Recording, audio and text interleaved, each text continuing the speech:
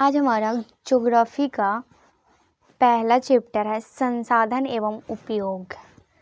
उसका कुछ महत्वपूर्ण तथ्य दिया हुआ है, उसे हम पढ़ेंगे। पहला है मानव जीवन के उपयोग में आने वाली सभी वस्तुएं संसाधन है। इसके अंतर्गत भूमि, मृदा, जल, खनिज इत्यादि भौतिक संसाधन तथा वनस्पति, वन्य जीव, जलीय जीव इत्यादि जैविक संसाधन है। संसाधन का रूप कोई भी हो, तकनीक की सहायता से ही ये सभी जीवन उपयोगी बन जाते हैं तथा मानवीय आवश्यकताओं को भी पूर्ण करते हैं। जनसंख्या में वृद्धि तथा आवश्यकताओं में वृद्धि के साथ मानव के ज्ञान भी क्रमशः वृद्धि होता गया है, जिसके कारण पर्यावरण में उपलब्ध पदार्थ को मानव जीवन को सुखमय बनाने में सफल होता है। प्रसिद्ध भूगोलविद जिमरमैन ने कहा है कि संसाधन होते नहीं, बनते हैं। इन संसाधनों का निर्माता एवं उपयोगकर्ता मानव खुद है। मानव के आर्थिक विकास में सहायक संसाधनों के कई प्रकार हैं। उपलब्धता के अंतर्गत मानवकृत एवं प्राकृतिक प्रदाता संसाधन शामिल है। पुनः प्राप्त के अंतर्गत नवकरणीय एवं गैर नवकरणीय संसाधन शामिल है। स्रोत के अंतर्गत उन्हें जैविक एवं अजैविक संसाधन कहा जाता है। स्वामित्व की दृष्टि से इनकी निजी व व्यक्तित्व, समुदाय, राष्ट्रीय एवं अंतर्राष्ट्रीय संसाधनों में बांटा जाता है। विकास के आधार पर संसाधनों को संभावित ज्ञान भंडार एवं संचित कोश में बांटा जाता है। संसाधन के प्रकार एवं उदाहरण: मानवकृत संसाधन तो भवन, कार्यालय, स्कूल, सड़क, रेलगाड़ी, मंदिर, मस्जिद। आगे है दूसरा है प्राकृतिक प्रदाता संसाधन: हवा, जल, भूमि, पर्वत, पठार, मैदान, तालाब, मृदा, झील, सागर इत्यादि। तीसरा है नवकरणीय संसाधन: जलीय ऊर्जा, पवन ऊर्जा, सौर ऊर्जा, भूतापीय ऊर्जा, पेड़ पौधे इत्यादि। और चौथा हमारा अनवकरणीय संसाधन: कोयला, खनिज, धात्विक एवं अधात्विक खनिज इत्यादि। पांचवा हमारा जैविक संसाधन, जैसे पशु पक्षी, जीव जंतु, पेड़ पौधे, मानव इत्यादि। अजैविक संसाधन, इसमें सभी निर्जीव पदार्थ, चट्टान, खनिज, भूमि, मृदा, पर्वत, पठार इत्यादि शामिल है। सातवां है व्यक्तिगत संसाधन: व्यक्ति विशेष के अधिकार की वस्तुएं एवं पदार्थ, जैसे खेत, मकान, साइकिल, मोटरसाइकिल, मोटर कार, तालाब, बाग बगीचा शामिल हो। अगला सामूहिक संसाधन। सामूहिक संसाधन, इसमें पंचायती भूमि, सामुदायिक भवन, तालाब, मंदिर, मस्जिद, श्याम भूमि, विद्यालय परिसर, पर्यटक स्थल इत्यादि शामिल हैं। राष्ट्रीय संसाधन, किसी राष्ट्र के अंतर्गत पाए जाने वाले सभी संसाधन एवं तट से 19.2 किलोमीटर दूरी तक पाए जाने वाले संसाधन इसमें शामिल है। अंतर्राष्ट्रीय संसाधन में समुद्र तट से 2 किलोमीटर की दूरी के बाद पाए जाने वाले संसाधन अंतर्राष्ट्रीय संसाधन होते हैं। ऐसे संसाधन का उपयोग अंतर्राष्ट्रीय संस्थाओं की सहमति से किया जाता है। 11वां हमारा संभावित संसाधन, जो संसाधन भविष्य में उपयोग किए जाने वाले और जिनका उपयोग अभी तक नहीं हुआ है, वह संभावित संसाधन कहलाते हैं। विकसित संसाधन, जिस संसाधन के विकास की तकनीक मालूम हो और अभी उपयोग किए जा रहे हैं, उसे विकसित संसाधन के श्रेणी में आते हैं। अगला है भंडार संसाधन, जिस संसाधन का तकनीक के अभाव में उपयोग नहीं हो पा रहा है, वो भंडार संसाधन कहलाते हैं। 14 है संचित कोष संसाधन। जिस संसाधन का उपयोग की तकनीक पता हो परंतु वर्तमान में उपयोग नहीं हो रहा है वह संचित संसाधन है। विश्व के साथ ही साथ भारत में भी संसाधनों का वितरण काफ़ी विषम है। यही नहीं, इनके अति उपयोग एवं विवेकहीन उपयोग से आज कई समस्याएं सामने आती जा रही है। इसलिए संसाधन संरक्षण एवं नियोजन आवश्यक है। यद्यपि संसाधन नियोजन एक जटिल प्रक्रिया है, फिर भी इसके कई स्तर हैं। जैसे पहला, संसाधन का सर्वेक्षण करना। सर्वेक्षण के बाद उसकी गुणात्मक एवं मात्रात्मक आकलन करना और उपयुक्त तकनीक के आधार पर संसाधन प्राप्त करना। प्राप्त संसाधन का राष्ट्रीय विकास के संबंध स्थापित करना। संसाधन संरक्षण का संबंध अधिक समय तक अधिक लोगों की आवश्यकताओं की पूर्ति के लिए अधिक से अधिक उपयोग होने से है। इस पृथ्वी पर खनिज को सबसे कीमती संसाधन माना गया है, परंतु मानव द्वारा विकास कार्य के लिए इन संसाधनों का अभूतपूर्व दोहन किया गया है, जिससे कि उत्पन्न समस्याओं से आज विश्व में चिंताग्रस्त है। अगला है संसाधन संरक्षण की दिशा में सर्वप्रथम 1968 ईस्वी में क्लब ऑफ रोम ने इसकी वकालत की और 1968 ईस्वी में हेलरिल की पुस्तक दी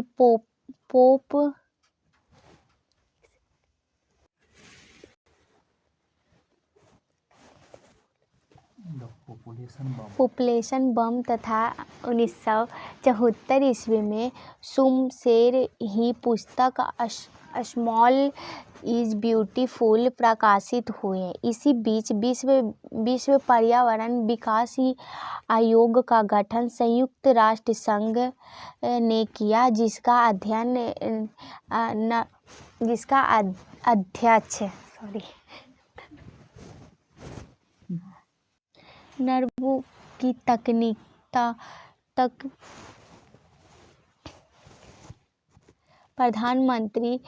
प्रधानमंत्री गरो हरलेस ब्रैंडलैंड को बनाया गया। ब्रैंडलैंड आयोग ने संसाधन संरक्षण का संदर्भ में 1987 ईस्वी में अपनी रिपोर्ट हमारे समक्ष भविष्य नाम से आया। इस रिपोर्ट में सतत विकास पर जोर दिया गया और इस संदर्भ में 1952 ईस्वी में प्रथम पृथ्वी सम्मेलन का आयोजन ब्राज़ील के शहर रियो डी जेनेरो में किया गया। 1957 में न्यूयॉर्क और 2002 में जोहान्सबर्ग में पृथ्वी सम्मेलन का आयोजन हुआ। इस सम्मेलन में विशेषकर प्रथम पृथ्वी सम्मेलन सतत विकास की अवधारणा पर मथ्य किया गया। अगला है वास्तव में मानवीय जीवन की गुणवत्ता को बनाए रखने के लिए सतत विकास की ज़रूरत है। संसाधन के संदर्भ में सतत विकास का तात्पर्य है कि भविष्य की पीढ़ियों को ध्यान में रखते हुए वर्तमान में पर्यावरण को हानि पहुँचाए बिना विकास करना, जिससे कि मानवीय जीवन सतत चलता रहे। अगला, विश्व स्तर पर आज संसाधन का दोहन इस प्रकार किया जा रहा है कि संसाधनों के उपयोगों को लेकर समाज संपन्न और विपन्न वर्ग में बांट चुका है। परिणाम यह है कि संपन्न वर्ग और संपन्न हो जा रहा है, अतः विपन्न वर्ग और गरीब होता जा रहा है। और इसका प्रश्न है, पहला है कोयला किस प्रकार का संसाधन है? तो अनवकरणीय संसाधन। सौर ऊर्जा निम्न में से कौन सा संसाधन है? तो सौर ऊर्जा पुनः पूर्ति योग्य संसाधन। तट रेखा से कितना किलोमीटर क्षेत्र सीमा अपवार्जक आर्थिक क्षेत्र कहलाता है, तो 200 किलोमीटर। डाकू की अर्थव्यवस्था का संबंध, तो संसाधन का विदोहन से। अगला, समुद्र क्षेत्र में राजनीतिक सीमा से कितना किलोमीटर दूरी तक क्षेत्र राष्ट्रीय संपाद में निहित है, तो 19.2 किलोमीटर। आगे है लघुत्तरीय प्रश्न है, संसाधन को परिभाषित करें। तो उसका उत्तर होगा, प्रकृति में पाए जाने वाले सभी पदार्थ जो उपलब्ध प्रौद्योगिकी के आधार पर मानवीय आवश्यकताओं को पूर्ण करने की क्षमता रखता हो संसाधन कहलाते हैं। जैसे सूर्य के किरण, हवा, पानी, जीव जंतु, खनिज पदार्थ इत्यादि। मानव में सामाजिक आर्थिक विकास में संसाधन का अमूल्य योगदान होता है। दूसरा है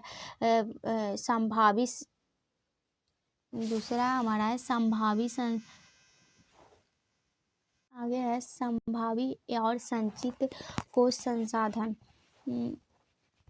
संसाधनों के बीच अंतर स्पष्ट कीजिए, तो इसका उत्तर होगा, किसी क्षेत्र में पाए जाने वाले ऐसे संसाधन जिनका उपयोग वर्तमान में किसी कारण विशेष नहीं किया जाता है, परंतु भविष्य में इनका